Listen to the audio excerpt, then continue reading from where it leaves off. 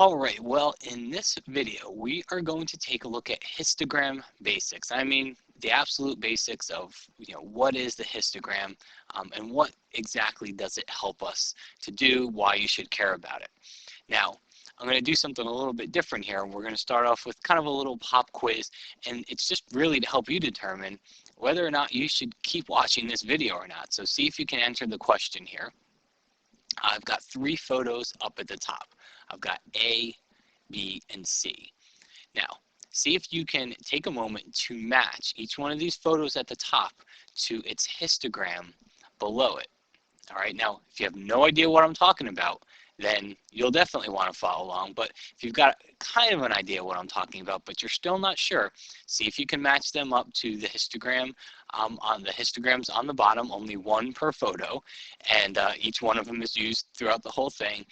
More importantly, though, see, as you're doing this, see if you can tell yourself why it matches that histogram. So take a moment here, pause the video, and go ahead and try to match them up. All right, so now I'm going to assume that you have paused the video here and you have your answers in mind. Now I'll tell you what the answers are. We've got A on the top left. That corresponds to histogram number 3 right over here. And then we have got B right here in the middle. And B corresponds to histogram number 1. And then we've got C. And C corresponds, you guessed it, to histogram number 2. So if you got all those right and you know exactly why, I suggest just to stop the video right now because you probably know just about everything that I'm going to tell you here. If you don't, then let's move forward. All right, so why, more importantly, we know which histograms go with what, but now let's take a look at why this happens. What is the histogram and what can it help us do?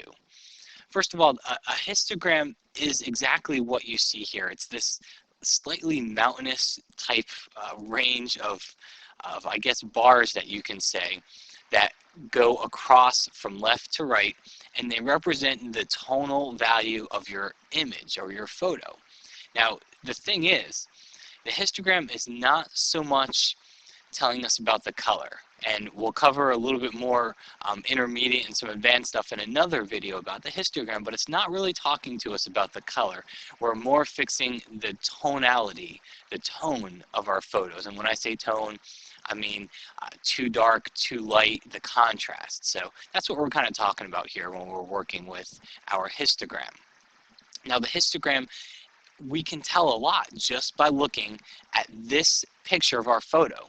In fact, I could tell you what generally the photo looked like without ever even being able to see the photo. And I shouldn't say I can do it, but anyone versed in histograms and what they mean could tell you generally what type of a photo you were looking at without ever even actually seeing that photo. Let's start over. Let's take the number 2 histogram, for example. I could tell you that this is a very dark photo. How do I know that? Because of where the information in the histogram is. See how it's all the way over here on the left? I know that's dark. How do I know it's dark? Well, let's step out of this view for a second, and let's just go ahead and let's open up one of these photos inside of Photoshop here, and let's open up this middle one. And I'm going to go to Image, Adjustments. I'm going to choose Levels. Now, we have our histogram palette, but one thing the histogram palette doesn't show you is what all these areas mean. So that's why I'm going to go over to Levels, because Levels does show us exactly what these areas mean. So again, here's a histogram. The histogram you see here is exactly like the histogram that you see over here, except for one thing. See this gradient right below it? This is telling us what up here refers to. So what do I mean by that? Well, remember the dark photo we had? In fact, why don't I just use the dark photo instead of that example? So let's go find our dark photo here. There we go. So I'm going to go to Levels again, and instead of going through the menu, I'll just press Control-L. That's Command-L on the Mac. Now, I've got my histogram open. I got my Levels adjustment open. And remember how I said I knew just by looking at this histogram that it was a dark photo?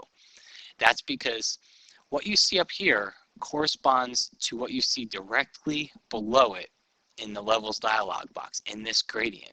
So what do I mean by that? Well, I mean, every single point, if you were to picture 256 individual colors, a gradient from black to white, straight across the top here, okay? Every single one of these points I've clicked corresponds to that color that's directly below it. So if I were to move over here, if I move my mouse straight down, what this is telling me is that this is kind of a really light gray color. It's telling me that it's not found in my histogram, which means it's not found in my photo. There's a little bit of whites over here. See these guys over here? These are the specular highlights. As I go straight down from there, it's telling me that there are some whites here, but look at that. There's not much. There's barely any whites inside there. So it's telling me there's not a lot of those in my photo. There's none of these in the photo, but as I start getting darker, I start getting to these darker colors, it's telling me there's a lot of these colors inside this photo. These colors are dark, so it's telling me that that's a dark photo. So that's kind of the basics of what the histogram is, how it helps us out. Here's the thing. You've got access to a histogram before you ever even get into Photoshop. When you take pictures with your digital camera, and a lot of times it doesn't even have to be a pro SLR camera. My point and shoot, I've got a little Casio point and shoot camera, and that allows me to see the histogram. So when I take the photo, I can look at the histogram and I can see if it looks like what I want it to look like. Let me cancel out of levels here. And let's go back to our other image. And if you want to know how I'm getting full screen, I'm just pressing F, and then Tab to hide all the palettes here. So that gets me into that full screen mode. Let's go back to looking at these photos and the histograms. So we said we knew this one over here, C, we knew that one was really dark. And then we said we knew that B was number 1 over here. And how do I know that B is number 1? Well, again, I could tell you, I wouldn't be able to tell you what the photo was of, but I would be able to tell you one thing about this photo from looking at this histogram. And I could tell you that it lacked contrast. How do I know? Contrast is, when I get contrast, that's the difference between the blacks and the whites in the photo, okay? When I see extreme blacks and I see extreme whites, extreme shadows, extreme highlights, I know that that's giving me a lot of contrast in the photo. That's exactly what contrast is. So when I look at this histogram, remember, let's do one more thing here. I'm going to turn on a layer. There we go. So see what I've done? I've put a gradient below all of these. So when I turn on this layer, remember our blacks are all the way over here. This histogram is telling me I don't have any black in this photo. I've got some really dark grays, but no black.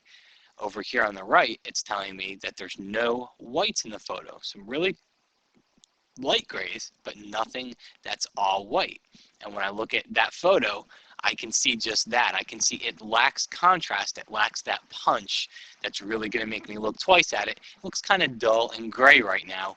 And you can see here, I've got plenty of grays in this photo, plenty of them. Now let's take a look at this photo over here. By the way, incidentally, if I see this histogram in my camera's screen after I take the shot, I'm actually pretty happy because I know that what I want to do here, if I've got to do some work in Photoshop, I know that it's really, really simple. The fix here is very, very simple for what I can do inside Photoshop. So if I see that it's well represented from the left to the right, there's no spikes over here, and there's no spikes over here. Notice over here, we've got some spikes. This one's not too bad because it's not all the way over here on the extreme left-hand side or on the right-hand side, and we're going to see how that's bad in a minute here. But I'm pretty happy with this one. I'm somewhat happy with this one as well. I might try to change my exposure to move that histogram toward the center a little bit, but that's still not bad either. Now let's take a look at one that could be a problem though, and that is A.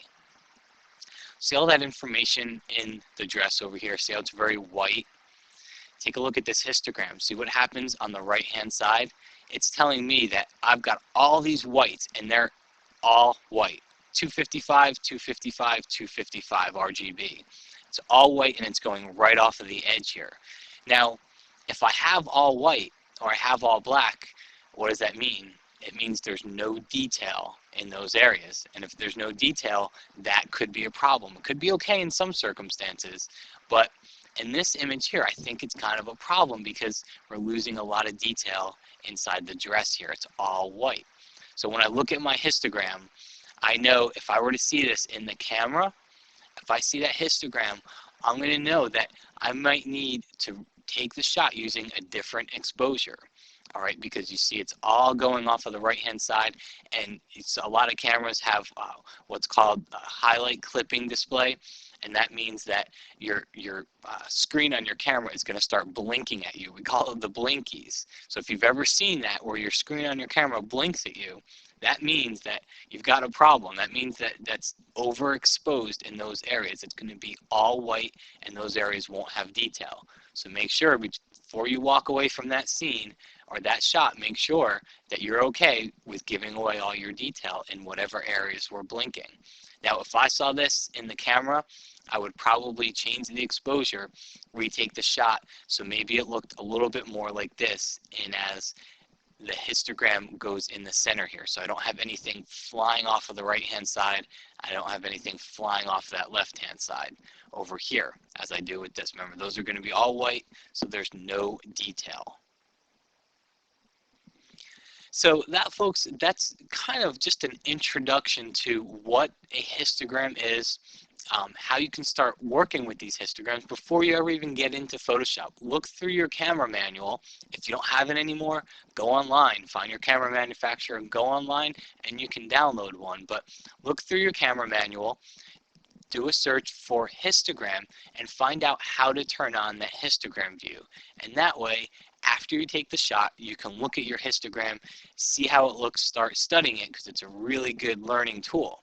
Now, what we're going to do in the next video that I'll do here, so I'll put it, it'll be on the NAT member website, as this one is, and what we'll do is we'll go into how I would fix each one of these photos, because you can fix the histograms, you can change them, you can make them kind of fit into the mold that you wanted if you weren't able to do it inside the camera. So there's ways that you can work with these inside of Photoshop. So before the next video, go out there, look at some of your photos. If you're taking any photos between now and then, try to take a look at the histogram or load them up into Photoshop, and maybe do a little test yourself. See if you can kind of guess what that histogram is going to look like before you actually look at the histogram itself.